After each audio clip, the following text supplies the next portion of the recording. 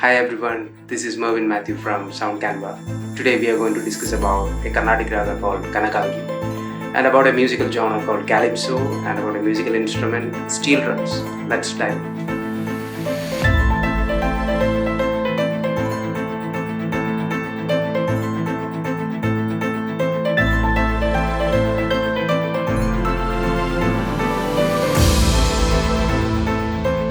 When you consider the basic three elements of music like melody, harmony and rhythm and go to these three main traditions like Western, Hindustani and Carnatic music, you'll find that scale system is treated in a very different way. In a Western perspective, everything starts with the major and minor scales, and then you go to the melodic minor, harmonic minor, and every other modes are being generated from these scales. And you have pentatonic scales, all the jazz scales, world music scales, everything viewed in that angle. And when it comes to the Hindustani style, the things are slightly different. There are 10 main ragas or dhats or whatever you call it, and every other genre ragas are being born from these 10 ragas. And when you compare these two, Hindustani music and Western music, you can find exact equivalent notes being placed as certain scales and you can compare it. It can be done. And when it comes to the Carnatic realm, the situation is totally different. You have got a lot more number of scales, like there are 72 major parent scales known as Melakartha Ragas, and every other ragas are being created from these 72 ragas. So you get around what do you call, how many scales? I don't know. There are many genre ragas, and if you know all these 72 ragas, you will have a great vocabulary to play with. So it's quite an interesting journey to learn all these things and to compare all these things with Hindustani, Carnatic, and even jazz music, or even with world music. So that really is my aim, to study all these things and to compare it. Yeah. Now let's discuss about this raga called KANAKANGHI. It's one of the most important ragas in these 72 Melakartha ragas. This raga, along with other 5 ragas, are the backbone for this classification or the creation of these 72 ragas. So this is pretty much very unique to the Carnatic world. Actually, you won't find exactly the same sounding ragas in any other musical cultures. So it's quite unique. And let's see what all notes are there, what all notes are possible with this raga. When you take the tonic as C, you have all the other sound notes like tonic, minor second, major second, perfect fourth, fifth, minor sixth, major sixth, and then tonic. In terms of Carnatic nomenclature, you get 5 Shuddha Swaras actually. Shuddha Rishabham, Shuddha Gandharam, Shuddha Madhyamam, Panjamam, Shuddha Daivadam, Shuddha Nishadam, and tonic. So that combination is pretty unique and pretty rare, and you won't find many compositions with this raga being used, because it's quite to improvise on it, it's quite difficult. So you won't find a lot of compositions. So let's see what all harmonic possibilities and the melodic possibilities are there with this, because you get this unique kind of intervals between these notes. So many different types of emotions are not that accessible with this raga. So I exactly don't know how to explain the feel which is being created by this particular interval. So you guys can decide.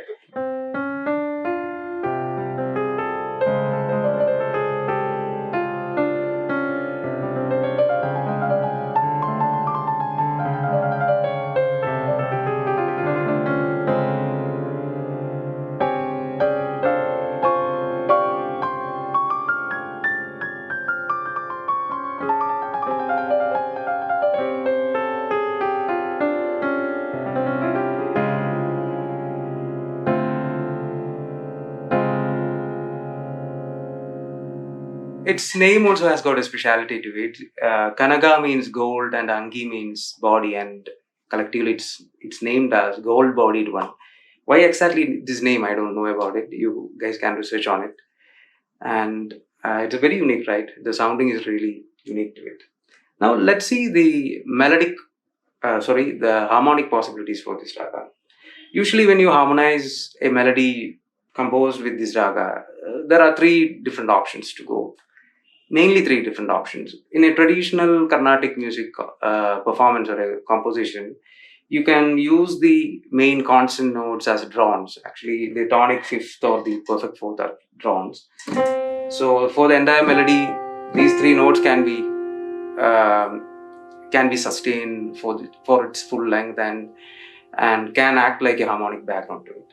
The other approach is you can use chords which are using the notes outside of this raga. So it won't have a correct harmonically. It won't have a strict boundary to it, but melodically, if you can go very strictly with this raga, and at times you can harmonically go outside of this raga also. So that is the second approach. You can go like that.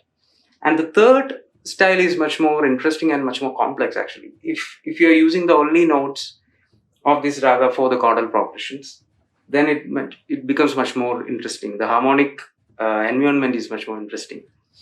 Here you get a lot of great chords, very interesting chords. Let's see what all chords are possible with this. At first, I'll be uh, demonstrating about the major the triads which are possible in these ragas.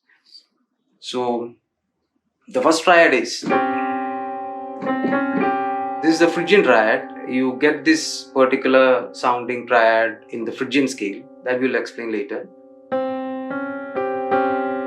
Flat second triad. Then you get the suspended second triad. Suspended fourth.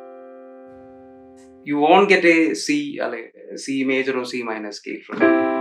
You cannot use that. You have to stick with these three notes if you are just going diatonically with this progression. Then this is a Lydian triad, C sharp Lydian triad. Then there is a D minor to it. It gives an extra added color.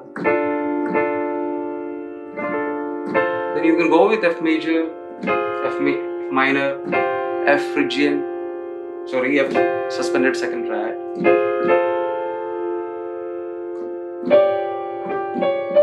Then there is one more Lydian triad, and it is G Lydian triad.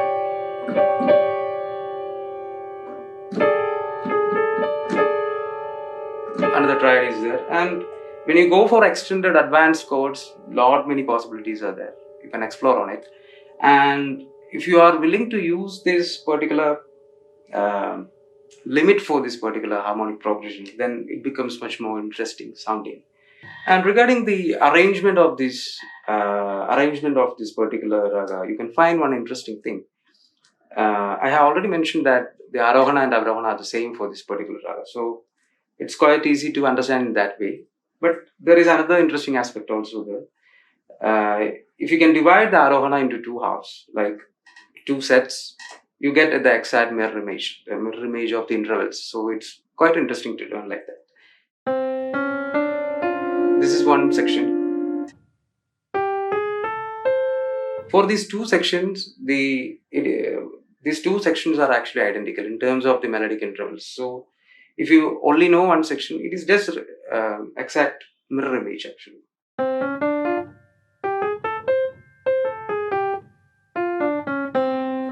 Yeah, it's quite interesting.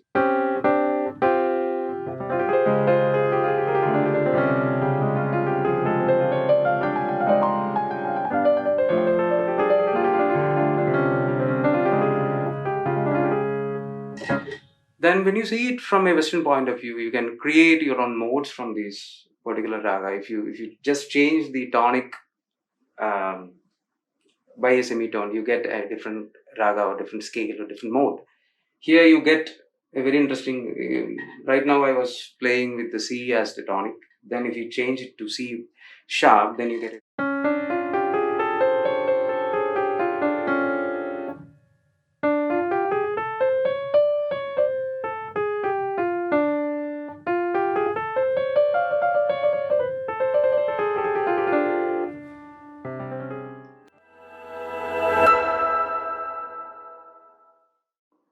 In this second segment, we are going to discuss about a very interesting musical genre called CALYPSO music. And this genre has been developed from Trinidad and Tobago, the Caribbean islands. By the mid 19th century, it got its origin and it spread all throughout the Caribbean islands by the mid 20th century. So it has a long tradition when you think about it. And when you start analyzing the musical inspirations for this particular genre, you'll understand that the rhythm sections, the percussion sections, are being inspired by the early African tribal rhythms, and all those things were used. And then the harmony and the melodies were inspired by the European tradition. So it was a perfect mix, actually speaking. So there are two kinds of calypso music. One is a vocal driven calypso music, and the other one is instrumental driven calypso music. So in the vocal driven music, obviously there will be a solo singer who will be explaining stories, explaining certain day to day events, light-hearted themes, and all those things. And it will be supported by a group of fellow singers along with a great set of instrumentalists. But in a instrumental setup, it's quite similar, but uh, there won't be a singer, so obviously there will be a solo instrument player who will be doing all the solo stuff, and the other instrumentalists will support him. So there are certain characteristic features for this particular genre. That's really special, because if you start listening to calypso music, you will find all these characteristic ideas or features being used many times in all these songs. So it is really important, if you want to emulate this particular genre to some other setting, you have to know all these characteristics. So the first idea is the idea of using call and response thing. So what is a call and response? Call and response means if there is a solo singer, he or she will be singing, or he or she will be giving a statement, and the response will be given by the fellow singers or the chorus, and it will be really interesting. A give and take like thing happens, and it is quite interesting to listen to. And this technique has been used in many cultures also, and it is quite popular. And this is the first characteristic. And second one is the major time signatures used for this particular genres is 2/4 and 4/4, and it's not like very rigidly used. It is mostly syncopated, and syncopation means using these rhythms by giving offbeat accents, actually. When you take the 4/4 rhythm, you know that obviously the most strongest beats are the first beat and the third beat. But when you start syncopating this particular rhythm, you can emphasize the second beat or the beat in between or the fourth beat. So you'll get a much more dynamic kind of feel to it. The interest will much more be there. So that is the second characteristic. And the third one is the usage of the musical instruments for this particular genre. Especially like every other culture, there will be a rhythm section, melodic section, and a harmonic section. And the rhythm section will have majorly a drum kit as an anchoring element. Then you have all these um, Latin percussion elements like congas, bongos, shakers, tambourines, bells, and all those stuff will be there. Timbales also will be there. Then the traditional bass instrument, you can go for the upright bass or the electric bass, and electric guitars will be there. Even acoustic guitars will be there. And exclusively there will be a horn section also, which plays the harmonies, melodies, stabs, and all those stuff. And the other main feature, the other main characteristic of this particular um, genre is the usage of steel drums, steel pan drums. And this is a very interesting musical instrument. We'll discuss it in the next segment in detail. And these are the main characteristics for this particular genre. And thinking about the main musicians, there are a lot of great musicians who have popularized this particular genre throughout the world. And the main guys were like Harry Belafonte, Calypso Rose, Lord Invader, Lord Krishna, and there are a lot of great musicians. Still, these stylistic calypso rhythms have been used in modern day production. So the rhythms as such is very popular among the newer audience also. So it's a really interesting kind of genre.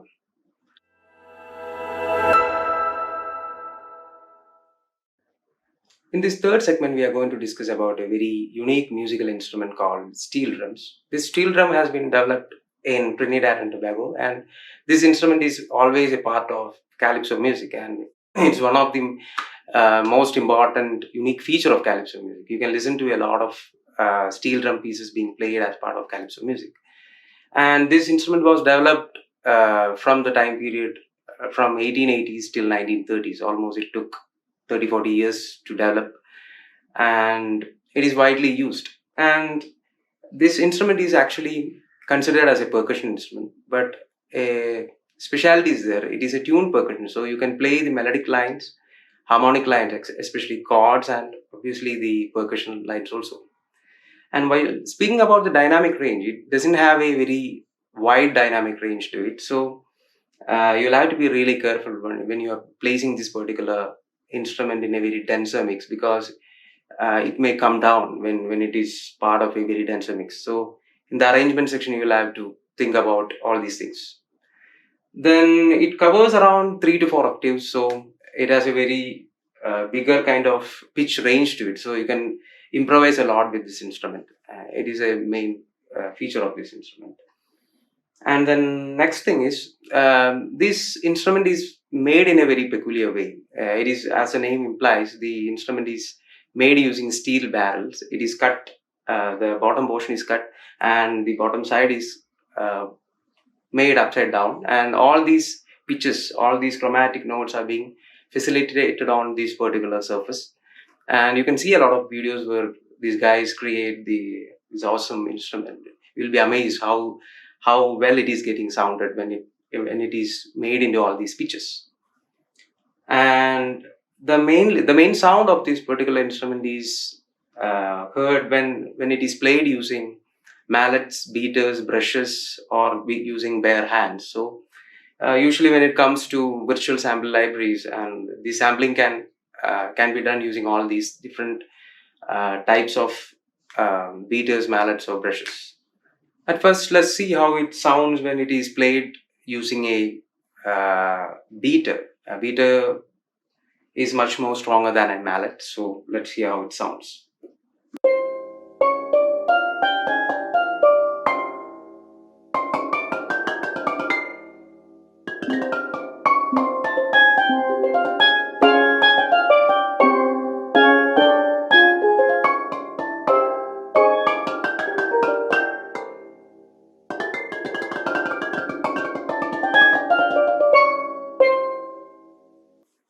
The other specialty is it has a very short attack time and a very short sustain time. So you cannot play a very lengthier note with this particular instrument. So if you want to have a very lengthier note to be played, you'll have to play it as rolls or tremolos. So it will be quite interesting to hear like that. And let's go to the other the sound which can be created using a mallet.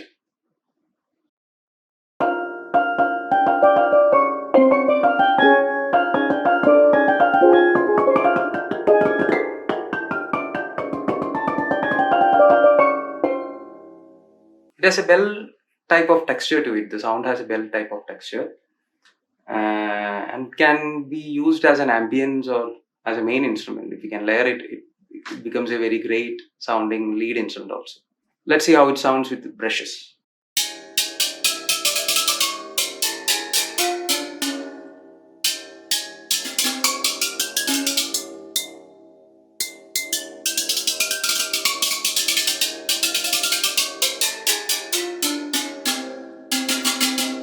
Then let's hear the rolls which are possible with this particular instrument.